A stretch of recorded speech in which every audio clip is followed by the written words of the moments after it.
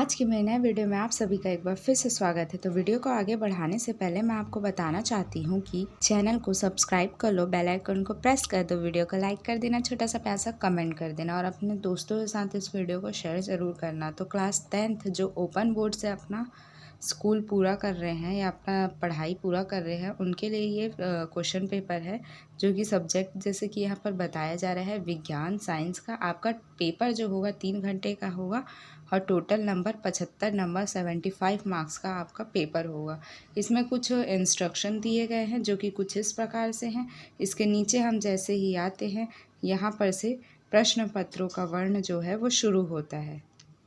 जैसे कि खंड आ में हम देखते हैं यहाँ पर सही विकल्प चुनो वाला प्रश्न दिया गया है जो कि टोटल प्रत्येक प्रश्न को हल करने पर एक एक नंबर आपको मिलेगा, जिसमें निम्न में से कौन सी SI इकाई नहीं है ये बताना है। इसमें नीचे ऑप्शन दिया गया है आपको। फिर उसके नीचे दिया गया है परमाणु की कक्षाओं में घूमते रहते हैं। फिर थर्ड क्वेश्चन पूछ रहा है बिना दिशा बदले सरल रेखा पर गतिशील एक वस्तु के लिए क्या होगा ये बताना है। यहाँ पर दिया है मूल मात्रक संख्या क्या है ये बताना है। फिर उसके नीचे यहाँ पर दिया है अजैविक घटक आपको बताना है। फिर ये सेम क्वेश्चन जो है वो इंग्लिश में दिया गया है। जो इंग्लिश में कंफर्टेबल फील करते हैं वो इंग्लिश में अपना आंसर क्वेश्चन दे सकते हैं। फिर उसके बाद खंड ब में दिया गया है खालिस्तान, जिसमें है इंसुलिन के अल्पस्राव से खालिस्तान रोग होता है और माइक्रोफोन ध्वनि ऊर्जा को खालिस्तान में बदल देता है, ये बताना है। थर्ड बोल रहा है एक चालक जिसमें धारा प्रवाहित हो रही है उसके चारों तरफ खालिस्तान का क्षेत्र होता है। फिर उसके नीचे दिया गया है समान गुणसूत्र की एक जोड़ी को खालिस्तान गुणसूत्र कहते हैं। फिर उसके बाद प्रश्न नंबर 5वां पूछ रहा है जन्म के बाद खालिस्तान का टीका लगाना चाहिए। सेम क्वेश्चन जो है वो इंग्लिश में रिपीट हुआ है। फिर उसके बाद यहाँ पर मैच द कॉलम सही संबंध जोड़िए का प्रश्न आ गया है, जिसमें आपको हल करने पर 5 नंबर पुनः मिलेंगे। जैसे कि यहाँ पर कोशिका का विद्युत गृह क्या है ये बताना है, जैसे कि माइटोकॉन्ड्रिया इसका आंसर है। डॉक्टर MS स्वामीनाथन इसके बारे में बताना है। बेकिंग सोडा का रासायनिक नाम क्या है ये बताना है। ओजोन परत का क्षय होता है ये बताना है। आवर्त में बाएं से दाएं जाने पर परमाणु आकार बढ़ता है या घटता है ये बताना है, ठीक है। फिर उसके नीचे यहाँ पर प्रश्न दिया गया है निर्देश प्रश्न क्रमांक 2 से लेकर 7 तक अति लघुत्तरीय प्रश्न जो है प्रारंभ हो जाएगा, जिसको हल करने पर आपको 2 नंबर मिलेंगे और शब्द सीमा इसमें 30 है। जैसे कि प्रश्न नंबर 2 बोल रहा है तेज गति से चलने वाली कार का इंजन बंद करने पर ध्वनि धीमी क्यों हो जाती है ये बताना है। गुरुत्वीय त्वरण से आप क्या समझते हैं ये बताना है थर्ड में। फोर्थ बोल रहा है द्विधातु पट्टी के 2 उपयोग बताना है आपको। फिफ्थ बोल रहा है अनुप्रस्थ और अनुदैर्ध्य तरंगों में क्या अंतर है ये बताना है और इन सब को हल करने पर आपको 2-2 नंबर मिलेगा।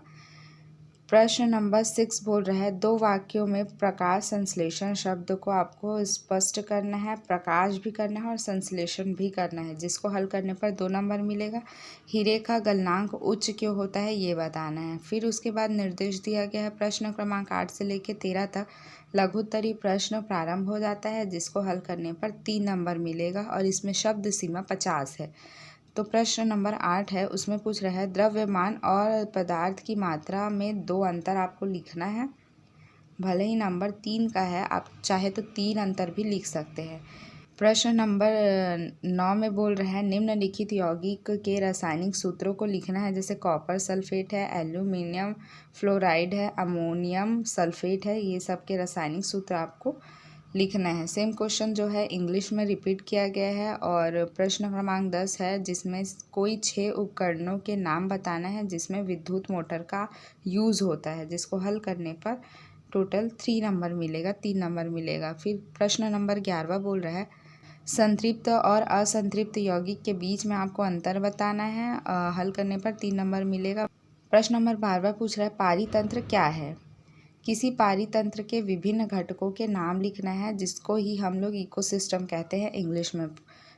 प्रश्न नंबर 13 पूछ रहा है कीट पीड़क हटाने के लिए क्या क्या किया जा सकता है ये बताना है और रासायनिक कीटनाशकों के प्रयोग से क्या हानियाँ हो सकती है ये बताना है। फिर उसके बाद निर्देश दिया गया है प्रश्न क्रमांक 14 से लेकर 15 तक दीर्घ उत्तरीय प्रश्न जो है प्रारंभ हो जाते हैं, जिसको हल करने पर 4 नंबर मिलता है और शब्द सीमा इसमें 75 दिया गया है। 75 वर्ड लिमिट इसमें दिया गया है। प्रश्न नंबर 14 पूछ रहा है एक संतुलित रासायनिक समीकरण क्या है। एक संतुलित रासायनिक समीकरण के 3 अभिलक्षण लिखना है आपको। उसका अथवा दिया गया है और इसको हल करने पर 4 नंबर मिलेगा। अथवा पूछ रहा है जॉन डाल्टन पिछले 2 शताब्दियों में इस सिद्धांत में होने वाले परिवर्तन का भी उल्लेख करना है। अथवा दिया है या तो आपको ऊपर वाला आता है तो ऊपर वाला बनाओ, या तो नीचे वाला आता है तो नीचे, दोनों में से कोई एक बनाना है। फिर उसके बाद प्रश्न क्रमांक 15 बोल रहा है जीवन की उत्पत्ति संबंधित ओपेरिन के सिद्धांत के मुख्य बिंदु को आपको लिखना है और उसका अथवा है नव डार्विनवाद पर एक संक्षिप्त नोट आपको लिखना है। फिर उसके नीचे दिया क्या है कुछ निर्देश, जिसमें प्रश्न क्रमांक 16 से लेकर 17 तक दीर्घ उत्तरीय प्रश्न जो है प्रारंभ हो जाता है और इसमें आप हल करने पर आपको 5 नंबर मिलेगा और शब्द सीमा 100 है।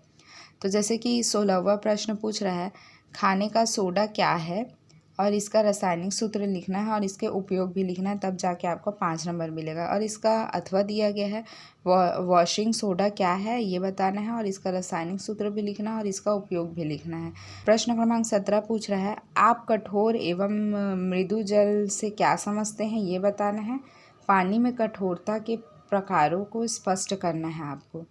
और इसका अथवा है वर्षा जल संवर्धन क्या है ये बताना है और यह प्रतिदिन के जीवन के लिए कैसे लाभकारी है ये बताना है। फिर प्रश्न क्रमांक 18 से लेकर 19 तक अति दीर्घ उत्तरीय प्रश्न प्रारंभ हो जाता है और इसको हल करने पर आपको टोटल 6 नंबर मिलेंगे और शब्द सीमा इसमें 150 वर्ड में आपको आंसर लिखना है।